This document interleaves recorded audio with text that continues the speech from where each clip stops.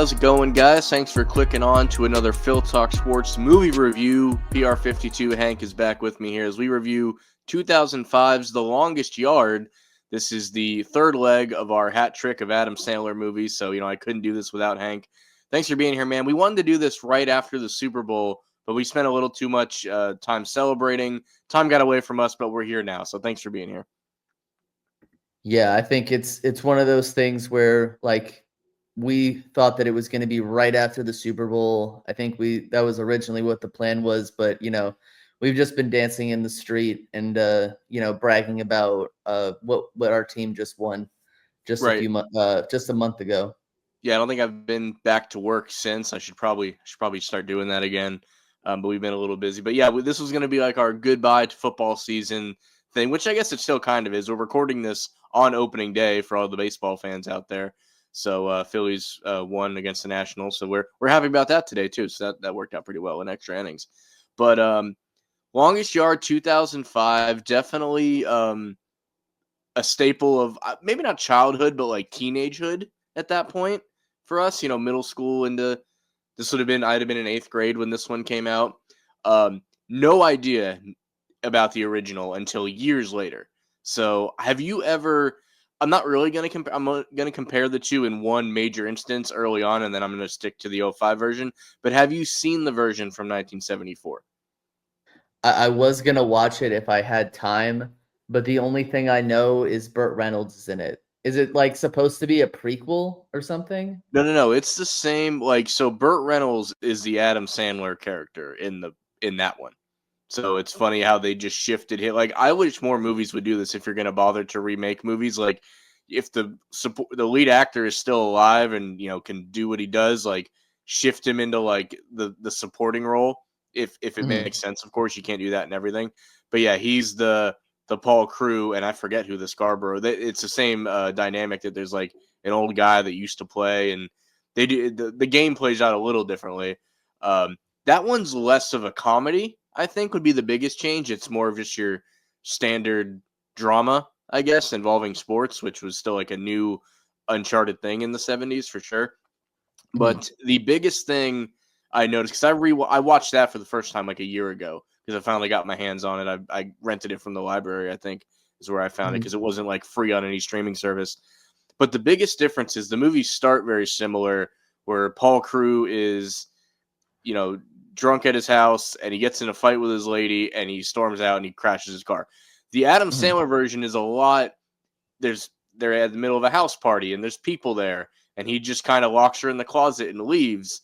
In the 1974 movie, Burt Reynolds smacks the shit out of his wife, girlfriend, whatever, in a way you can only do it in a 1970s movie, and then he storms. So, a little bit rougher to watch. Definitely doesn't age well in the beginning, but that's the biggest difference, I would say.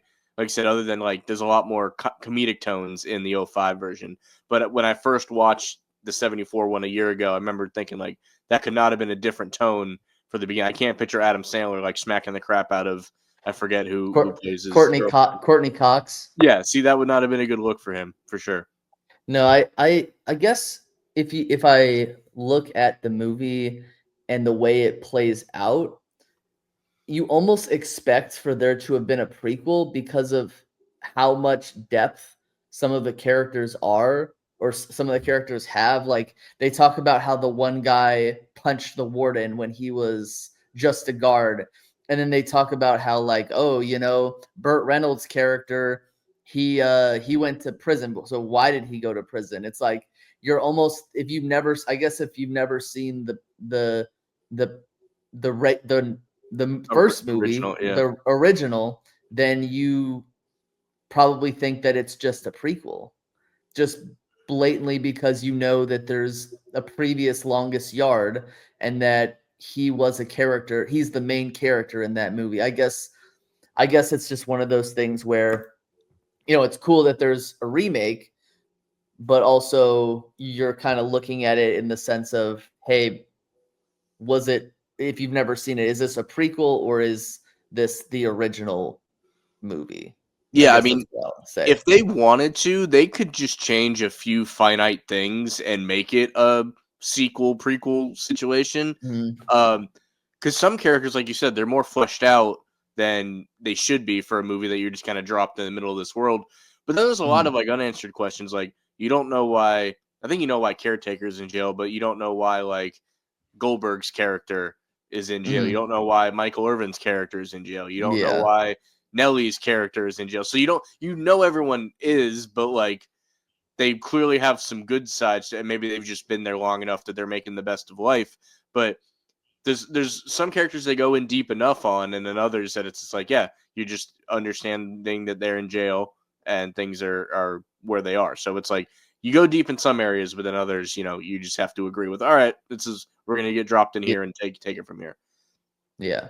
So the first category we usually start with is overall theme, and I had two that they kind of tie together anyway. But redemption is definitely one of them, and just the concept that like people can change. Some people change negatively in this movie, and most people change, pretty positively in this movie. But that's my biggest thing is, when Paul Crew gets into jail, he even says at one point, he's like, I wasn't the most popular guy on the outside, and he kind of becomes likable, and he makes a decision that he could have like, let's be honest, he would have been like shanked in the showers like after that game if he just stays out and pretends, keeps his injury issue up or his pretend injury, but he ends up, letting everybody know. And I don't want to jump ahead too much, but like this is what's going on. This is why I did what I did, but I'm not doing it again.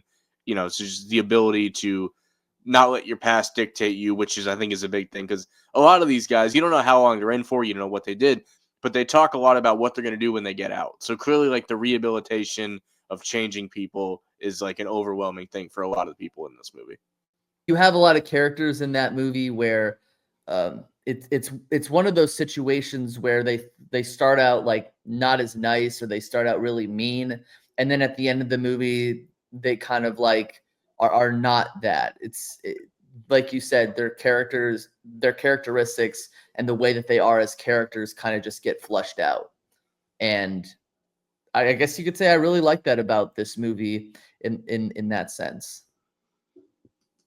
Yeah, some of Um, the people that are overly fleshed out, um, maybe too much about some of the guys, and there's like you would have liked to know because some of these people seem like decent human beings on the inside. So like, what did Cheeseburger Eddie do? Was he just like did he just steal a bunch of McDonald's one too many times or yeah, something like that? yeah. So what was your? I think we missed it Uh, though. Your overall theme choice. oh, oh, you're good. I would say that the overall theme choice is being true to yourself. Because at the very beginning of the movie, Adam Paul Crew's character, he kind of denied the fact that he was a point shaver or like he fixed games.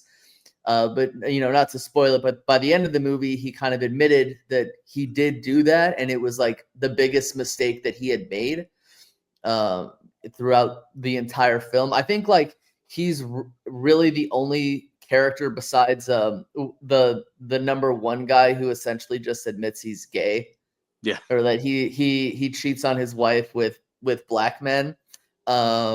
Which like it in the beginning of the movie, he's like, no, I would never do that. That's disgusting and gross. And then they actually see like the videotape of him just like who's the actor who's the other actor? He's Tracy Morgan. Tracy Morgan plays the head male cheerleader. But Brucey is number one. I always forget his name. But yeah, I feel like it's being true to yourself and like being able to tell the truth to people, and you end up getting more respect that way. Yeah, and Chris Rock's character, caretaker, mentions it early on at the male cheerleaders. He's like, "Yeah, they're ugly now, but give it 6 months and they're gonna look like Beyonce." Which Yeah. apparently Brucey's been there at least 6 months for Brucey. the way that's gone. You Exactly. mentioned Brucey already. He is a strong candidate for most impactful side character. Would he be your choice for that one? I would say no. He's not the most impactful side character.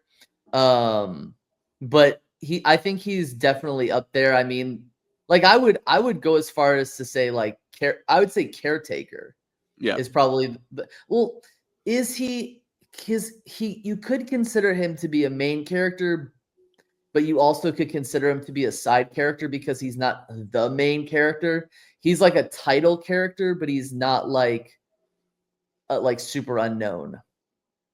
See, So, I'm glad you said that because I actually had him under side character at one point, erased it, and mhm, put him in like the favorite character spot because mhm, he's if you consider him a side character, yes, he's the most impactful. He's the first guy to like when Sandler gets there, he's like a kid at a new school and like someone finally talks to him. That's mhm, caretaker. He's the reason the other people even entertain the idea of playing football originally because they're kind of recruited through him. So mhm. he's the most impactful character. He makes the whole movie go really. Without him, like I don't know how far any of this stuff gets off the ground. But if he's not a side character, I think he's the most important character other than Adam Sandler, of course. So if he's not your side character, who is? Um, I would say my favorite side character would probably have to be um the the quarterback of the other team. The Interesting. the the guy who he like I said, kind of like being true to yourself, like he starts the movie off pretending to be like really tough, and every time Adam Sandler tries to like do something good, like at the very beginning when they meet each other, he's like, "You'll tell the warden that what are you going to tell the warden if he asks you if you want to play football or be a part of football?" And he's like, yes, because he's like, the warden likes football, and he just starts beating the crap out of him. And then he was like, no, you say no. And then at the end of the movie, he's kind of just like, wow, like this guy could have tanked the whole game for his whole team instead of having more time in prison. Like I feel like even when the movie's going on, he's not necessarily an evil character. Like he's not like Bill Romanowski, or he's not like, is that Stone Cold Steve Austin? Is that who that is? So Stone Cold is on the guards, and then Bill Yes. Goldberg is and then Bill Kevin Go Nash is also a guard. So there's ex- two pro wrestlers on each side, actually. So but let's then there's but then there's also the Boz. The Boz is yes. also a guard. So I feel like he's unlike those guys where he's not like gonna openly like call a guy the N-word or something like that, or like do like trivial stuff to try to like get the convict players to kind of get upset. But he is like the more calm and collected guy. Like it's clear that he's the leader, and he's not willing to like pick small like pot shots or anything like that. Like he has an ego in a sense, but it's not like I'm gonna mess with you and I'm gonna make you want to hit me so that I can like beat the living crap out of you. So I would say it's him.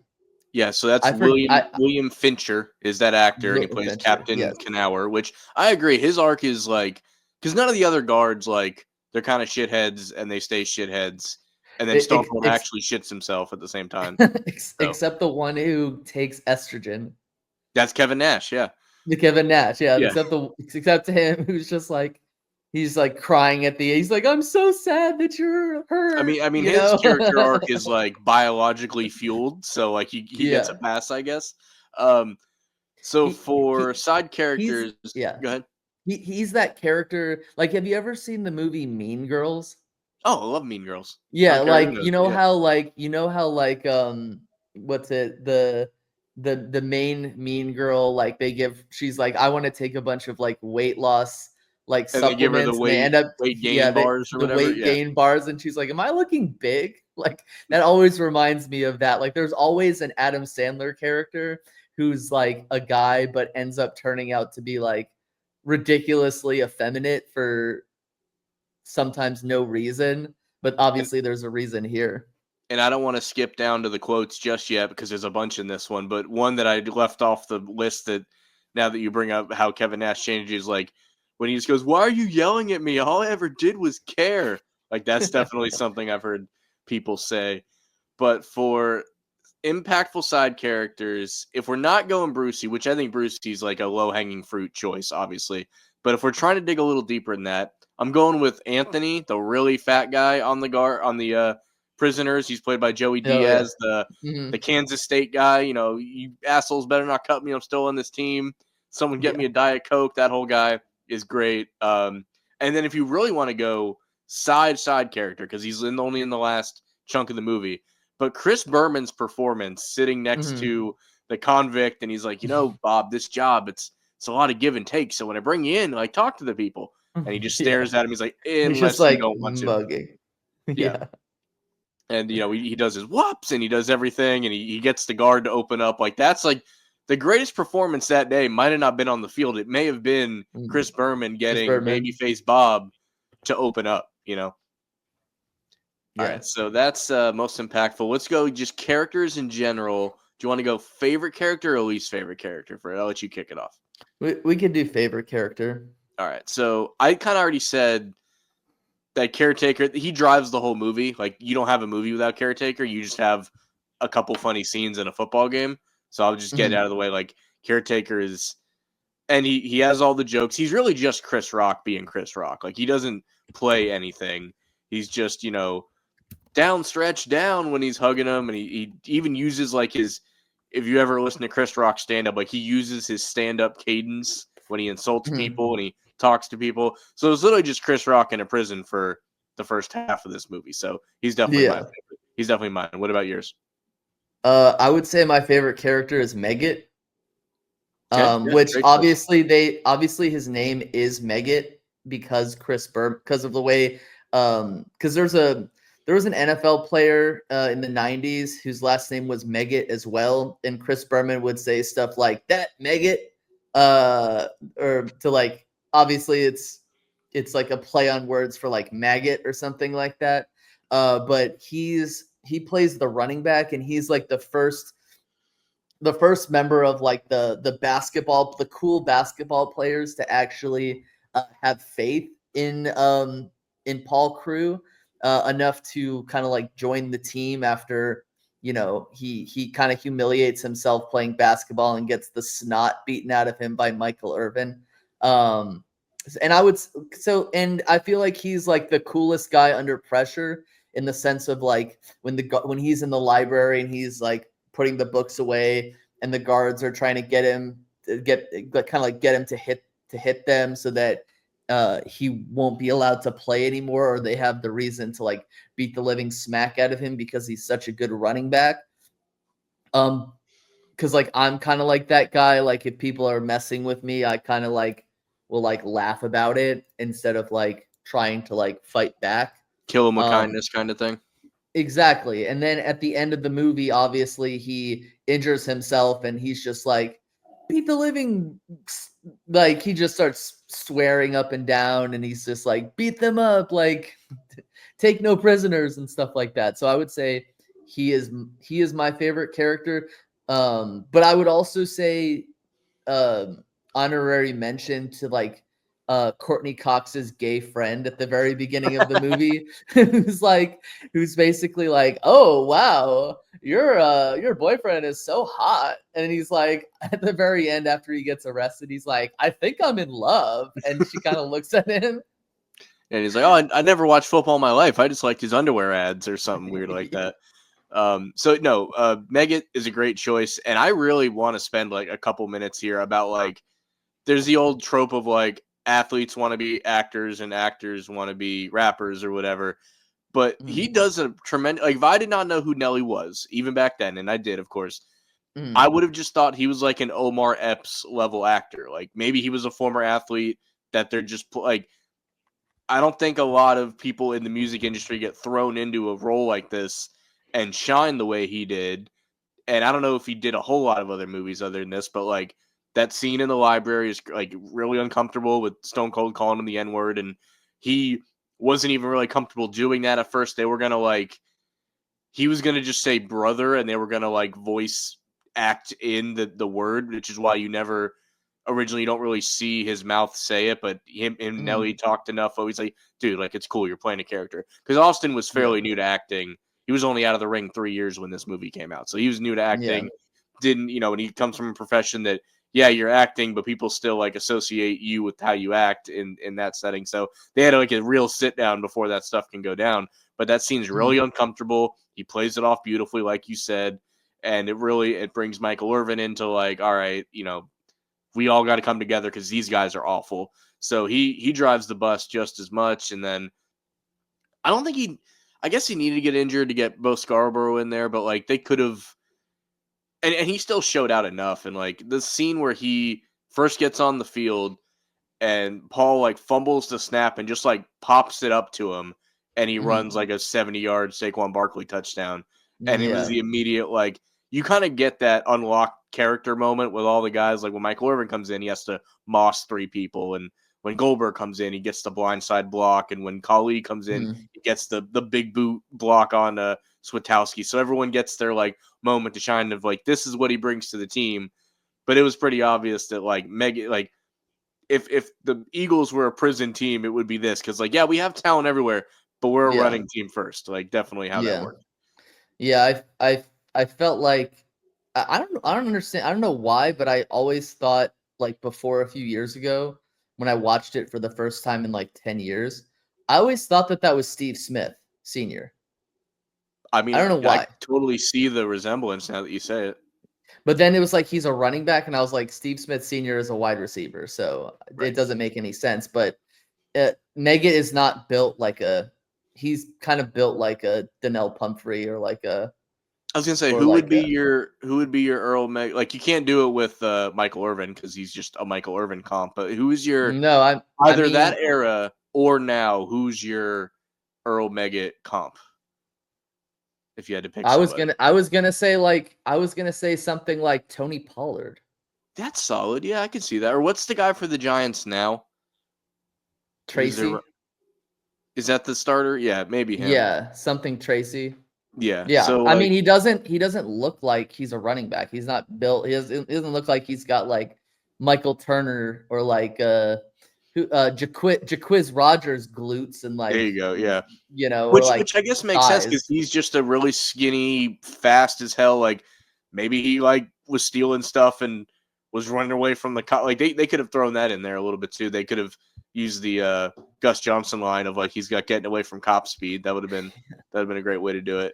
But yeah, no, his I would like to know more about him because he just seems like they could have given him like the line that crew used where it's like I was in a bad way with some worse people, and he could be like, Mhm. yeah, man, I get that, I've been there, kind of thing, which they Yeah. probably all have, which is why when he says that in the huddle, there's the immediate like all is forgiven. We know exactly what you're talking about. But yeah, I mean, if it's this movie doesn't happen without um, Adam Sandler, and I think Caretaker drives the bus, but this was like the first movie that Adam Sandler was like, I'm big enough now. He always had the group that he brought in all his movies, right? But this is like, I'm just gonna Mhm. bring in anybody I like. Like I met Stone Cold on a shoot one time, or I met Joey Diaz at a comedy club. Like I'm throwing you in my movie. Like this is the first one that outside of his original Ring of Trust, and we see the Schneiders and the other friend that plays the ref that gets hit in the balls. Like we see the Yeah. usual characters, but he starts bringing in as he got more famous he started bringing in his more famous friends. And this is like the Yeah, first like example of that. but it was good to see some of his old friends, like Dan Patrick is in this movie Yep. and Rich Eisen is in this movie, and, um, yeah, I mean, they're Kornheiser, right? Tony Kornheiser too. He's in the before they kick off the game. He's like, no, I don't think Tony Kornheiser was there. I thought it was, like, Mike Greenberg. no, I because thought I'll have to double check, but I'm pretty sure it's it was like a bunch of, like, it was, like, Peter King yeah. is in it. Just a bunch of like ESPN guys, Hmm. like former ESPN guys are in it. I didn't recognize Kornheiser because I would have recognized like it was just a lot of like 40, 50-year-old guys, and I think Kornheiser was a little bit older than that. I'm not sure, but Sure. maybe. Mhm. But yeah, just everywhere you look, there was somebody. You if you were into sports, you noticed even more people. But even if you're not a sports guy, there's all these wrestlers. There's Nelly sitting right there. Like there Yeah, was somebody for everyone to be like, oh, that guy or girl is in this yeah, movie. So good, yeah. good on them for that. All right. Least favorite character. I'm going to disqualify the warden because that's kind of the point of the movie. So outside of the warden, who do you got? He's not even my he's I wouldn't even consider him to be a least favorite character. That's yeah, I wouldn't in any way there. Why don't you go first? I need to think. I need to think of mine a little bit. So Yeah. we're not picking the warden. You said you wouldn't anyway. But again, when a movie's Mhm. designed for you to not like someone, I kind of disqualify them. But we're gonna stay in the office because his political advisor guy just creeps me out. He's sitting Oh, there with I the man he and he makes all these weird innuendos and he's got the opera glasses at the football game and just like nothing. He doesn't bring much to the movie except to be self-deprecating and just creeps me out. Oh yeah, he short and he's simple. he's the guy who plays Colonel Sanders Yes. in The Waterboy. Yeah. Yeah. Yeah, he is creepy as heck. Yeah. What does he say? He says something. He calls him Colonel Sanders. He says something about him being Colonel Sanders, and then makes. Yeah, you said I Colonel think he. Sanders ate all his chicken and he just sits there offended or whatever. Yeah. And he goes like the warden's saying like, "Oh, well, they want me to run this state the way I run this prison," and he's like, "With less sodomy, though, right?"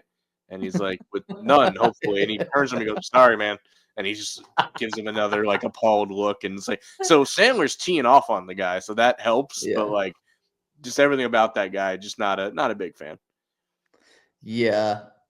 Yeah. Yeah. I agree with that. I would say. I would say my least favorite character in this movie is probably Courtney Cox at the Ooh, very beginning, hot because take.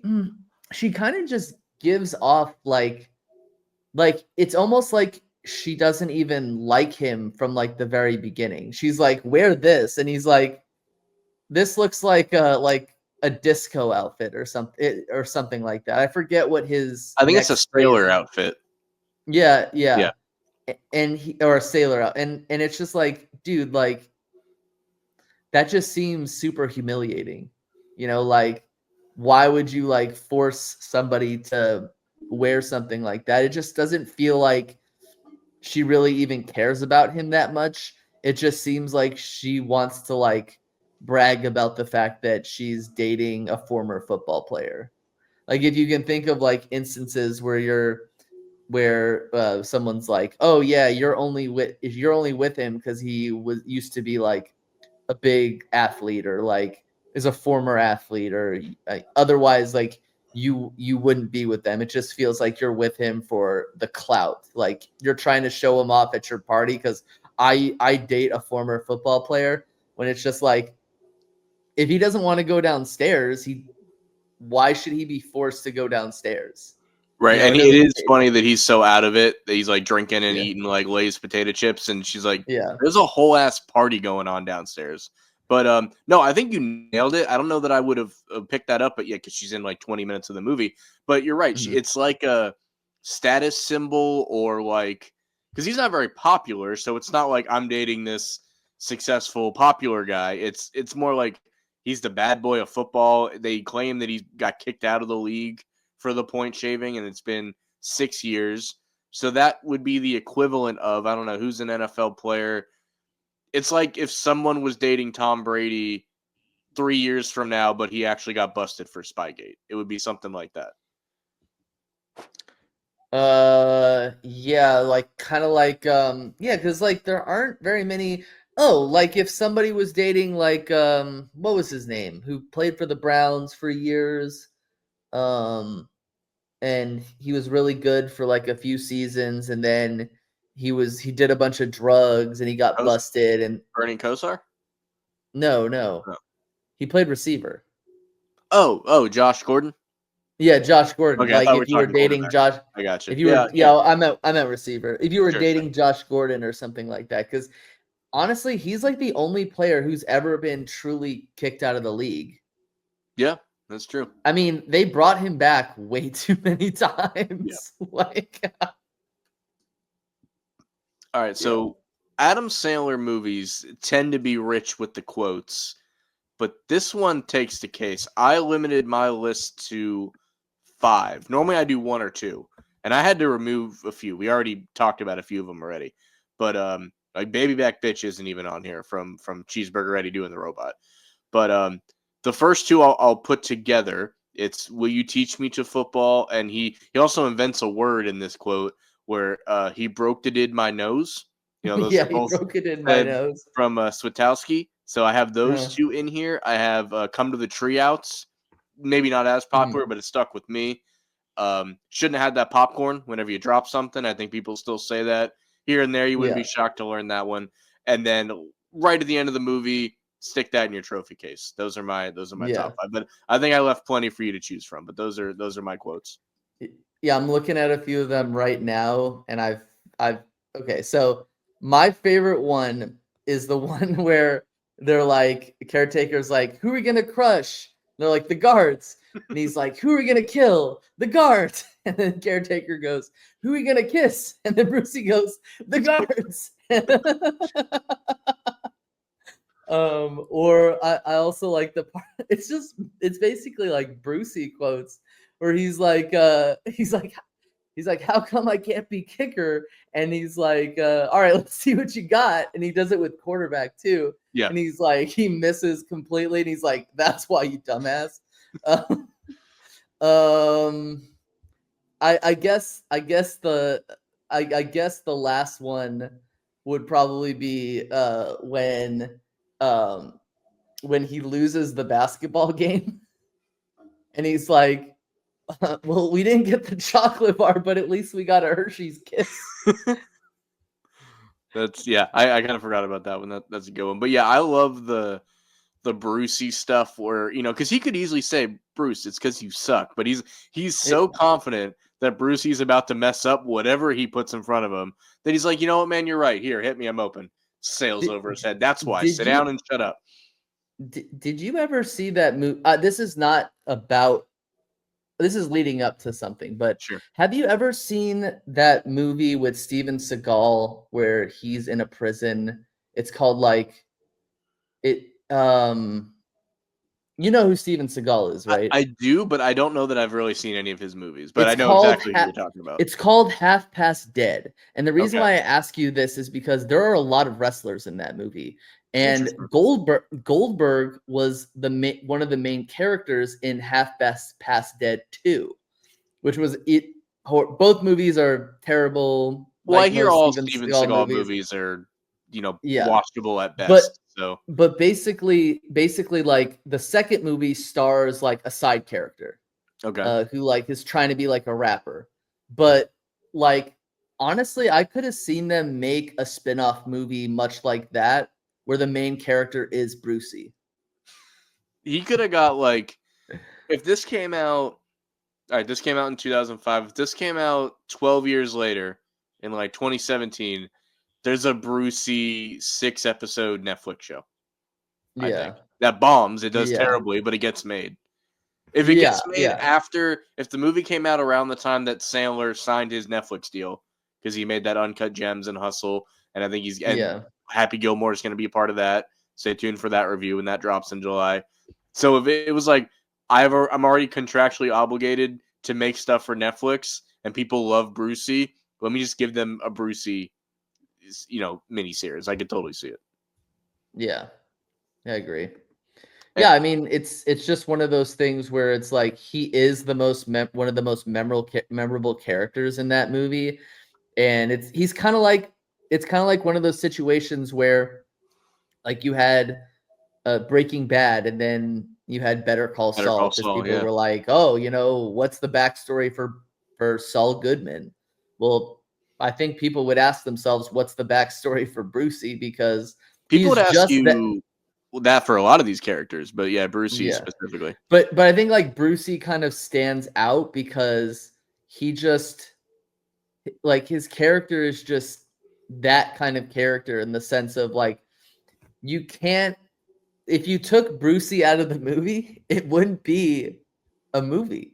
It would Like, be it would be like, "Alright, who are we gonna pick on in this yeah. movie?" It's This movie Bruce. would have been 35% less funny if Yeah. Brucey just didn't exist. It would have just been Adam Sandler unable to tell his, like, signature, like, kinda, like, homophobic jokes to people, which, honestly, at the very beginning of the movie, he kinda slapped pretty well doing the jokes about the short guy with the big ears, Yeah. where he's like, "Oh, does he get a" he asked Dan Patrick, "Does he get a signal?" And he's like, "Oh, they pick up a couple channels, actually, yeah." Yeah. What's the, like, and Brucey, like, he just, digs even deeper, like, when he gets caught with Chris Tucker's cheerleader character, and Oh, they, no, like not Chris Tucker, it's Tracy not Morgan, it's Tracy Morgan. Tracy Morgan, yeah. Sorry, yeah. Um, but he tries to say, like, "No, I was showing her a little wrestling move. That's what I was doing." It's like, "Okay, Brucey, sure. It's like, "No, you weren't. We could see the You shadows." were not." Yes, we know what shadows are. All right. Favorite scene. Let's go with that first. I have two, but I'm gonna let you go first. Um, I would say my favorite scene in the movie, was, uh I was the one where they what a my favorite scene was the cafeteria scene at the like, close to the beginning of the movie where he's, like, in the cafeteria and they're like, "Oh, we know who you are," and then he sits down and he meets Caretaker, and then, he's like, "You're gonna have to do something nuts because people are gonna be gunning for you," and he just, like, takes the the tray and just smacks someone across the head, and he starts this huge fight. And I also like I like the basketball scene, um, with him against Michael Irvin because he's just getting the snot beaten out of him, and they're just like clowning on him, and like almost everything Michael Irvin does in that scene is like a foul, but he's like not really. Yeah, I like how they go with the stereotypical, like, you got to find the biggest guy in prison and beat the shit out of him, and he does it to like Yeah, that. I think it's Babyface Bob, actually, because it's like that yeah, really yeah, tough Native American guy, and yeah, yeah, and he smacks him with the tray, and all that goes down. Um, my favorites are what I'm gonna call the "There Goes the Neighborhood" scene when they're like, "What are we gonna yeah, do? Mega can't run the ball every play," and then they yeah, turn and Irvin's bringing everybody, Chris Rock says, "There goes the neighborhood," and everyone laughs like that. I love. And then coincidentally, because that's when the guards start taking them seriously. Like, damn, they have talent now. They have speed. They have strength.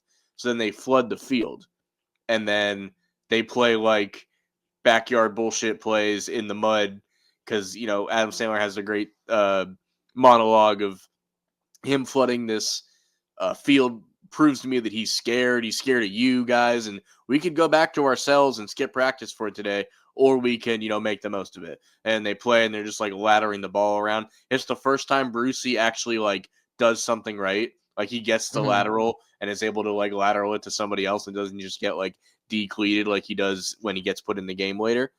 So those yeah. are those are my two I favorites. So I feel like the one thing that was missing from this movie was redemption by Brucey because I feel like I feel like in obviously in all of Adam Sandler's movies, it's like Adam Sandler's the hero in the end and he like makes the game-winning play. What if Brucey had scored that 2-point conversion? You know? Like what I if they were would. like what if they were like, dude, we like they'll never believe you're gonna get this ball. You always botch everything you do. You can't actually play football. You're too small. What if it was like Brucey who was like he was the one who got the 2-point conversion, you know? I would have been down with that, and I think you could have even done it where like because like Irvin throws to Sandler Mhm. for it, so you could have just had like the fake, and then he pitches it to Brucey. Like Adam Sandler could still Or be involved in the game winning play. or he like gets like destroyed like and he fumbles the ball up in the air and like Brucey catches it and instead of like a Garo Yepremian moment where he like can't actually get his hand on the ball, he like catches the ball but like there's no one in front No, of why him would you because guard like him? yeah, or like everybody's down on the ground or something like that because they just made a big play and he just scores the 2-point conversion and everyone goes nuts. I feel like that's what this movie. I know we've talked about Brucey a lot in this Mhm. review, but I feel like Brucey needed to do more. You know? I agree. So I agree with everything you just said, but I will say he does have his redemption moment. It's just in a very backhanded way because they put Yeah. him out there for the kick, And Yeah. Goldberg's like, Brucey can't kick for shit. And they're like, yeah, we know. Recover the ball. And he Yeah. accidentally has the perfect onside kick. Yeah. And then Michael Irvin's like, good job, Brucey. And he headbutts him and he like knocks him out. So he I has it guess. in the most half-assed backhanded way, I guess. Yeah, I guess. But I mean, it's just like it could have been like that. I mean, Brucey isn't even my favorite character, and I was just like, I need to see more Brucey, you know? Yeah. Which he does have at the end of the first half, too, when they do the schoolyard bullshit play where they ladder a bunch. Brucey is involved in that. Like, he does get the ball and Mhm. get it to whoever he has to get it to, and he doesn't just like totally screw up that play, too. So he has Yeah. like 2 good plays and like 17 turnovers throughout the rest of the like he's like a really bad Kyrie Irving game. You know, he has like Mhm. 8 points with like 12 turnovers in this game or something like that. All right, Yeah. least favorite. What's your least favorite scene? Um, I would say my least favorite scene is I didn't like the scene where it I'm not gonna come out and say like there's a lot of scenes, a few scenes that I didn't like. I I I just think it's the very beginning scene where what's his name? The head guard who's like don't say you know anything about football. Don't say you're gonna play. Don't say you're gonna be involved at all. But like the warden is like, yeah, I want you to be involved. Why can't you be involved? Like that's just I don't know that maybe it's like I couldn't really read like the fact that the guy was just he had too much like he felt like he had too much pride. He didn't want Paul Yeah, it was Crew definitely involved at all. definitely felt like a pride thing or like But this now incarcerated person like he can't help us like we know what we're yeah, doing, we're gonna be fine, we don't need his because it didn't start out as a game, it started out as like do you have secret drills or stuff we can do to get yeah, better like the game idea was Sandler's at the end of the day, it was Cruz at the end of the day, so like yeah. that was not the goal, so like was he like if they were like I want you to be our quarterback coach or our Mhm. co-offensive coordinator, I think that's what Knauer was thinking. He's like, we don't want But this guy. but why wouldn't but in a many sense, why wouldn't you want that? Like you want your team to be better. So Why here's my wouldn't you theory want too, a because guy who is I looked up because they have this guard prison league that they play in, and I'm like, Mhm, that is something ridiculous enough that would only exist in Texas if it existed at all. And I tried to look it mhm, up. There's not really a league as organized as the movie makes it seem, even in Texas. So let's pretend there was that just every maximum security prison had a football team in Texas. Let's just pretend, like the movie says. mhm, You would be the other teams would be like, so you have a prisoner helping you out. The people that you oversee, that's what you resorted to. You know, you haven't won a title in 5 years, all that crap they talk about. It's like, because they view themselves as better, just human beings than the people they oversee, at least at the start of the movie. And I feel like he would have see it as like a badge of disrespect or that they'll get made fun of or be viewed as like I don't know. And it comes down to just not treating people correctly. But it's like, mhm. oh, Knauer had a MVP year, yeah, because they incarcerated Paul Crew, pulled some strings to get him at their prison, and he coached him. That's why he got better. He wasn't actually better. Just I'm just trying to think I in mean this weird world that there's a guard league like this. I mean I you're it makes sense. What you're saying makes sense, but it's like, do you want to win or do you Right. want to lose? You know, like if someone was like, "Hey, we're bringing this person in, help us out, help us win, help us be better." It's like, I mean, I guess if he was like OJ Simpson, maybe I wouldn't be happy about that. But like And maybe they view him that way. Paul Crew wasn't like an axe murderer or any the guards were doing worse things than Yeah, anything Adam Sandler had done. Like that's true. Yeah. I guess it's like the other thing was the fact that like this warden, I know this is not like my least favorite scene. I'm kind of venting about the movie. The Hmm. warden just seems to care more about football than he does his own prison. You know, like he just lets his guard like I've never been to a prison. I understand that prisons are rough and there are some prisons where like prison guards suck and they're super corrupt, but it's like there is absolutely no one overseeing these guards just whooping ass. You know what I'm saying? Like Well, I get the I don't vibe know. that he's ran this prison for so long. I don't know. I don't know if they give you an actual amount, but like he's worrying about his football team. He's worrying about running for mayor. Like Yeah. he's looking way too much in the windshield and not enough at like who's in the car with him, which is what happens with a lot of people, and they have too many spinning plates going on. That Mhm. yeah, like the prison is gonna run itself. Like it's Texas. Like they're not gonna lose the prison. The money's gonna keep coming in and Yeah. stuff like that. So maybe it's just one of those like you've been doing it for so long that it's like a self functioning thing that you just happen to be at the head of, I guess. Yeah. But yeah, I agree. I don't think he cared about anything more than winning. And what's It's hilarious to but me then it's is like why don't you try to become like an owner of a football team, you know? yeah, buy Like into an the actual football team. yeah, like it's 2005. Buy into like the expansion Texans, or whatever as they come into the Yeah. league or whatever. Um, for my least favorite, I have two. One you're not gonna like because it was in your favorite scenes. I dislike the basketball scene, and it's not the core of it. The core of it's fine. I enjoy it. I get the Yeah. point.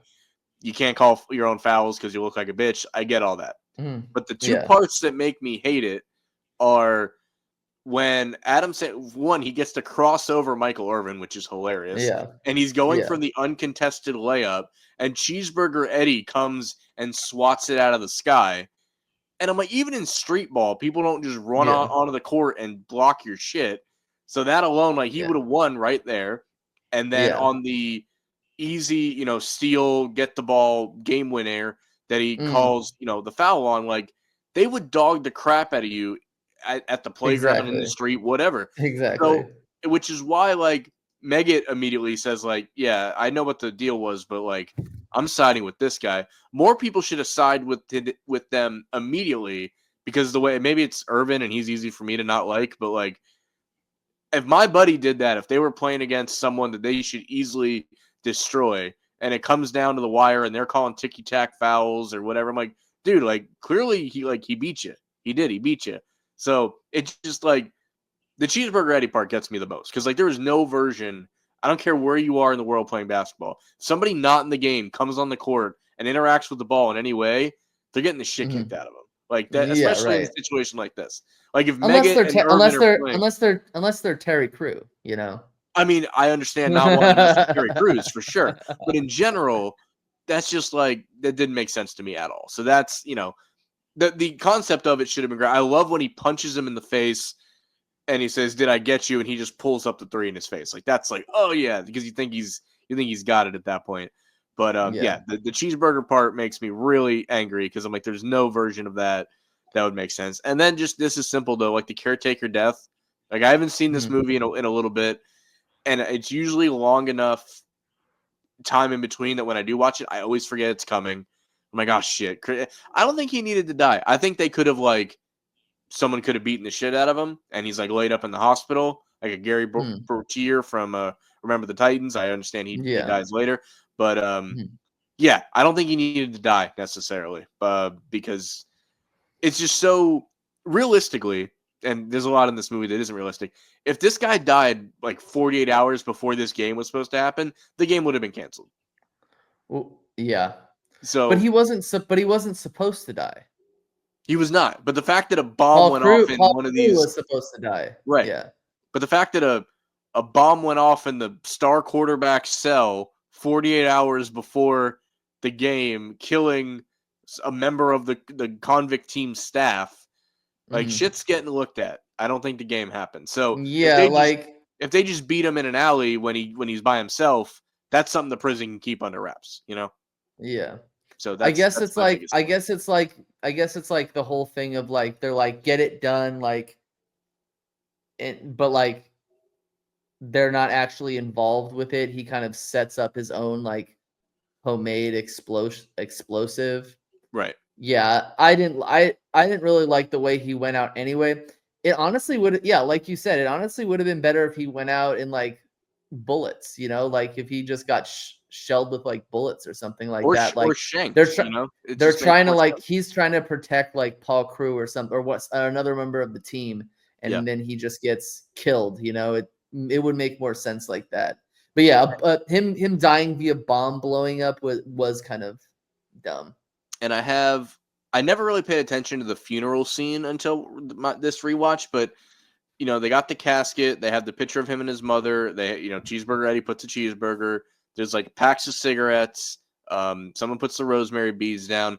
There is a random Xbox game called Link, and it's a golf game for the original Xbox. For some reason, Mhm. is on this casket, and also an Archie comic. I never paid attention to what was laying there, so I thought that was interesting. Mhm. So But yeah, there's like a lot. There's like beer too, yeah, right? beer, smoke, stuff like that makes sense. But randomly an Xbox game and an Archie comic. Yeah, Did you yeah. did you get your least? I think you're up right for least favorite, or did you do it already? Least favorite scene? Yeah. Yeah, I already did that. Yeah. Okay. Okay. So moving on, I want to thank you for this before we even get to it. When I started this with the like memorabilia you would want from this movie, I Mhm. really meant it as what's the coolest thing from this movie that you could own. It is now turned into what's the most ridiculous thing from a movie you could have that people would still know is from the movie, and that is Mhm. how it'll be moving forward. So I appreciate the tweak of this script for this. So Mhm. I will go first because even though I think I find the most ridiculous things, you always one up me. So I'll get mine out of the way. The not weird one is the Mean Machine jersey. Like that would just be cool to have. Yeah. I was about to wear. I have an Orlando Predators jersey, and I swear it's the exact same jersey type from back in the day. Like if you Google Orlando Predators from that era, I swear to God they just took the Predator off, added Mean Machine to it. It's the same red and black and everything. So that's something, the helmet, the jersey. That's something people would want. They sell like the throwback versions of it already now. But Mhm. for ridiculous things, I want Earl Meggett's broken cleat, the one he runs out of in the first practice, and I want it, signed by Nelly, of course. And Mhm. then the other thing I want is the ping pong paddle from when Collie and Sandler are playing ping pong when he's trying to convince him to play on the team when he's in like solitary. And I can just picture a big old shadow box with a picture of the scene of them playing ping pong, and then the paddle in there signed by Great Collie and Adam Sandler. But those are my three. I so it's so to just to ask, it's like something like a sports related from the movie and then something random, right? It could be anything. I sometimes it's sports related. Like last time for Happy Gilmore, I picked the construction hat with the nail in it. It's just a matter Yeah. something. The only caveat, it's got to be something that if you've seen the movie and have seen enough, you're like, that's from that movie. So it's just got to be Okay. recognizable from the movie. I would say Meggett's toothpick. Nice. Okay. So the one where he's like in the library, and dude, I am not. It's just me. I am not a toothpick person. Hmm. Like if you ever watch baseball, the only the only person who has that toothpick is what's his name? The Dusty Baker. Yeah. I do Yeah. not know how that dude hasn't swallowed that toothpick. Right. Like And Megan has it every time except for when he's like actively on the field. Like if you see him any yeah. other time. So maybe that's just a Nelly thing that he brought to it. And then the other one, I think the funny one would be the character's name is Joey Battle, right? Goldberg. The Goldberg's character. Yes. Remember when they're in the locker room and he's like, they're like, "Oh, we got this. This is the last thing that caretaker got us. All this cool gear." And he pulls out the giant jock strap because Yeah. he's like supposed to be like well endowed down Right. there. It's Right. like that scene where he's like, "So I get to tackle him," and Crew's like, "Yeah, you can either tackle him or you can hit him over the head with that hammer." And he's like, I want to hurt him, not kill him. I want to hurt him, not kill him. I Yeah, wonder if they're like, Bill, we want you to do this movie. And he's like, I don't know if I have time. He's like, but your character's going to have a huge dick. And he's like, all right, I'll find time. I'll find time. He's like, that's going to be 40% of your character. It's just that, that's the situation. And as far as yeah, jerseys go, that's the one I would want because it doesn't have a number. It just has an X on it. So it's like yeah. basically Brian Dawkins reincarnate if he was a What? linebacker. Why? So what is the story behind that? Because he was in another movie where his jersey was X, Was he? right? I don't know that he was. Maybe I'm thinking about a different thing, but why is it X? I don't know. I mean, I guess they can get away with it because it's not really that important. Yeah, they never really go into it. He just gets it, and everyone's got like Brucey is the single digit one. Like everyone's just got what they got. So I don't know. I don't think they ever really go into Go- it. Goldberg doesn't wear an X. He is known for his signature spear move, and the X is the symbol often associated with the WWE wrestler. I don't know that I agree with that. Yeah, that's what AI overview says. I mean, the spear, 1,000% is his finishing move without a doubt, 100%. Yeah, Yeah, no, that I don't. I've never seen him. There's a lot of things you associate with Goldberg, and that's not one of them. I don't think. Oh, gotcha. one thing. The other time I will mention the difference between the 74 and the '05 version with this when the Steve Austin character gets carted off. In this one it's I think he shit himself. Oh, this guy shit himself back and forth. In 1974 it was I think I broke my fucking neck and the guy's like I told you I was going to break his fucking neck. So they bring it down a whole lot from broken neck to just shitting yourself. So that is one of the Yeah, other changes. All right. So you got the toothpick, you got any others? I mean that's a good one though. yeah, the toothpick, Okay. the toothpick. Oh, maybe you know what else will throw in there? The football tree out flyer. That would be cool to have. Oh yeah, f food? What did he say? How did he pronounce it again? Football tree Foot out. What the hell's a tree out? yeah, tree out, yeah, And then yeah. and he's like, yeah, would you guys want to hit the guards? And he's like, how do we do that? It's like just come to the tree outs, and then just back and forth. Yeah, All right. yeah. Home stretch here. Most memorable scene for you. For me, I like going back when Sandler comes back in the game, the players aren't blocking for him. They've had it with this guy. And on the third one, he gets his helmet ripped off and he gets the Jason Witten run like down the field and gets the first down. And they're all just looking at him like, oh shit, maybe this guy does care again. And then he gets to tell the story like they're gonna pin caretaker's death on me, yada yada. But from the moment when they aren't blocking for him until he tells that speech, that like 5 minute stretch is like my favorite part of the movie. I would say my favorite part of the movie is I just really like the end scene where the warden gets like really mad and Paul Crew is like walking to try to like get the game football Mm, and then he like picks up the sniper rifle and he's like shoot him, he's trying to escape or something like that, and right. then uh what's the guy's name again? It's always Canower. escaping. They Canower. He's just call him all Captain Canower. Yeah, they don't give him a first Captain name. Even Canower. on the He IMDb, it's just Captain Canower.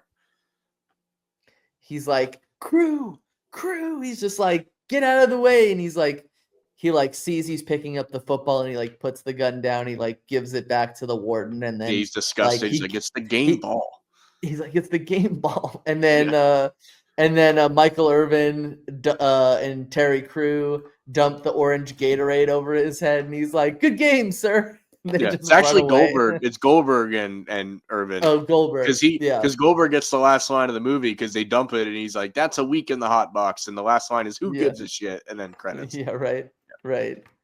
But yeah, good stuff. No, definitely that's because like you think the movie's over, you think you're on the decline, and then you get this weird like spike again. Like if you were watching this in the theater, you're maybe like Mhm. getting your shit together to leave, You're like, and maybe then maybe you're like, Adam oh shit, let me Sandler's gonna get back on. die. Yeah, well, he just Maybe Adam gets Sandler's gonna die. he's just gonna get head sniped in the end of and like it would be interesting to go back and if we ever wanted to really deep like watch 74 and then just list all the major differences because I remember liking it. I don't remember it being like a whole nother movie. Mhm. One of the most interesting things about this now that rewatching it, this movie is like an hour 53, so it's under 2 hours. The football game starts at a hour 11 minutes. So the whole second half of the movie, 40 minutes of the movie is the game. And Is there the are very game? few sports movies that have just one game. Usually our heroes get beat up in the first game and then they get the montage of all the games they win and then they get another crack at the team again. That's how most That's sports that's movies go. that's the famous like Mighty Ducks one. Mighty Like Ducks, Mighty Bad News Ducks does Bears, that. whatever it's Yeah. got to be. Yeah. So to have to change the story of like you get practice and stuff, but there's only one game. So literally the first half of the Mhm. movie leads up to the game, and the second half is all the game, with a Yeah. halftime in between where they got to bribe crew again. But it's definitely a different template, which I do appreciate. Yeah. Um, how I don't know what 10 is for you as far as like football scenes in a movie, but where do you rate the football scenes in this? I think they do a decent job of like showing what a hold actually could be, showing what a face mask actually could be. Um, Even like when they throw the ball at the ref's nuts. Like one thing I noticed, the other ref, the one that isn't Sandler's buddy, he's an assistant coach in Friday Night Lights, like the show. Mhm. I love the show, so it's funny seeing him in there. But like on a scale of 1 to 10, this is a solid like 7.5, 8 for the football scenes Yeah. for me. Yeah, Yeah. Yeah. I think that there's everything you can see in a football game in this movie. yeah, Obviously, like the actual some of the characters in the movie aren't actually football players. Like Adam Sandler, maybe he was a football player when he was like in high school or something like that. But like there are a lot of players in this movie who seemed like they were never football players or definitely sure. not in shape to be football players. Um, I don't I don't know how you could prepare to be like good football players in like 2 weeks or whatever. That's kind of that I would say that's probably the only thing that makes this like an 8 out of 10. The fact Mhm. that it's out of all the unbelievable things in Sandler movies that like you could train these guys to play football in 2 weeks at a relatively high level. I mean, I do think you have enough actual players between Bosworth and Yeah. Goldberg played college and pro. Austin played college. Um, No, and- I know, but those are like the sure, guards. A sure, lot of them were yeah. like And then athletes, but a with lot of the these other guys, they're just just Mike, not. just Michael Irvin, really, and Terry Crews. Terry Crews did play in the NFL Yeah, briefly, he played in the so NFL. it is They could funny they with could have got what? Why do you think they couldn't have gotten Brock Lesnar? well, in '05 he's in the UFC, so that could be why. He's probably a little Uh, too yeah. Now that I'm thinking about it, yeah. they'd Um, probably choose him. Or John Cena. Imagine if John Cena was in this movie. I mean, he's at the peak of his popularity at that point, so that would have been a great Yeah. call for them. All right, last question: who is the Adam Sandler Paul Crew like in his peak, but before the point shaving when he's in the NFL? Because I don't think they ever say he won a Super Bowl, but I think they call him an All Pro or a MVP Yeah. or something at some point. So he's good. We know he's actually good. Who is the Paul Crew comp in either '05 era time or now? You can either whatever's easier for you.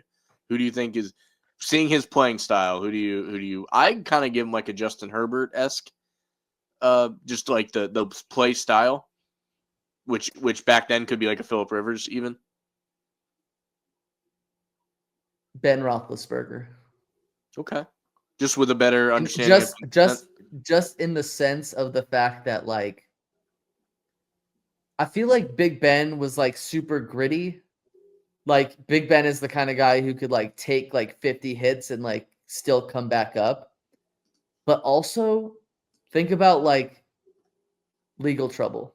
Yeah, Like that's true. if you could think about I feel like the quarterback position is one of those positions that you never like. You might hear that they're like jerks. Like people say that Aaron Rodgers is a jerk. People say that Tom Brady was kind of a jerk. You don't really see quarterbacks get into like huge legal issues, especially like the very good ones. But Right. like that happened to Ben Roethlisberger quite a few times. Yeah. Or he got accused of of things. Twice But twice. And obviously at he the like same school crash. that he wasn't a member of. Sorry, go on. Continue. Yeah. He crash his motorcycle and then he went through a Didn't he? windshield or Yeah. something like that. Yeah. So Yeah. A lot of shit. it's Yeah. just like this is like this is that kind of. I feel like Ben Roethlisberger would have been the kind of quarterback to just get drunk on the weekends. Yeah. Like he's just that guy. He's just super gritty, and he's just like, it feels like he played in the NFL, like the last of that era where like quarterbacks were actually like tough, you The know? other thing this movie did, as I throw this thought out here, is like I forgot how much I knew I loved him still, but like when Reebok made football gear for the Mm, NFL and everything else, like how much better it was than Nike. Like when they pull the Mean Machine yes. jerseys out and the Reebok logos on them, I'm just like, yes. Yeah. So And that's the good Reebok logo and not like the current like crappy Reebok logo that yeah, looks freaking terrible. yeah, Yeah, when the NFL actually cared about the jerseys that were made, and they actually looked like the jerseys that were on the field, even the screen printed ones. yeah, Whereas now they're just like, oh yeah, this mold that we've been using for the last 12 years. Yeah, right. we can use that. Just print a bunch of numbers on them. You can't move your arms up and down because the sleeves just constrict you. But that's it. So this will be the last time we see Hank on a movie review until Happy Gilmore 2 comes out. We're already planning for that. I do want to give him a break because Mhm. he's helped me carry this series the past like 6-8 months. So it's been very helpful to me. On the way out here, we did 3 of these. We did the Adam Sandler trilogy of sports. If you had to rate them, 3, 2, 1 being the best. What is it? Longest Yard, Happy Out of Gilmore, Waterboy. okay. Yeah. So what do you got? But oh, that's really tough because it's like this one. I feel like This might be the best movie. I don't know that it's the most fun yeah. that I I go feel back like and this. watch. I feel like this movie, out of like all of them, is probably strangely enough the most realistic of the three Yeah. because it's like a guy who just learns how to golf and he golfs really well, and a guy who's never played football and he can open up a can of whoop ass. Okay, so like I would say I would still have to say, like, based on nostalgia purposes, I like Waterboy the best, and then Yeah. Happy Gilmore, and then The Longest Yard. That's fair. Yeah, Just as because far it's as what like your just because enjoyable watch, yeah. the jokes in The Waterboy are great. Like, the jokes in all the movies are great.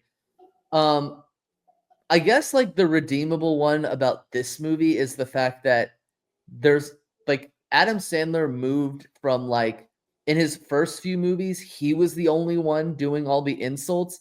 But I do like the fact in this movie, and it really helps it out, that there's a lot of people insulting others to go around. I mean, Like, you got to think he evolves as a screenwriter because obviously this is a remake, but like the dialogue couldn't be more different in between the two movies. It's yeah, clearly been Sandlerized, if that's a word. mhm, But no, yeah, all 3 of these, like I rewatched them for these, but I didn't need to.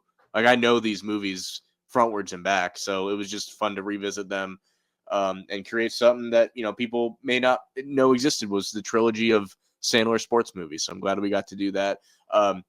I think Hank will be on other episodes to talk regular sports and stuff, but that'll be the next mhm, movie that we review together. So I want to thank him for being here. Thank you guys for listening. Let us know which one out of the 3 Sandler movies is your favorite. And you might have noticed if you're watching on YouTube, I played around with some camera cuts today. Let me know if you like the idea of doing that. That way you're not just looking at a stagnant yeah. screen the whole The time. first one was real confusing because I was like, did he log off? Is he gone? I Like, mean, I was going to edit that part out, but I'd rather be oh, transparent okay, for everybody. I probably still will, but yeah, okay, we did have a hiccup in the beginning. But yeah, let me know if you like that idea for the okay. people watching. So, but other than that, thank you guys for watching. Take care, and this group here will see you in July for Happy Gilmore 2. So take care, guys. Thanks.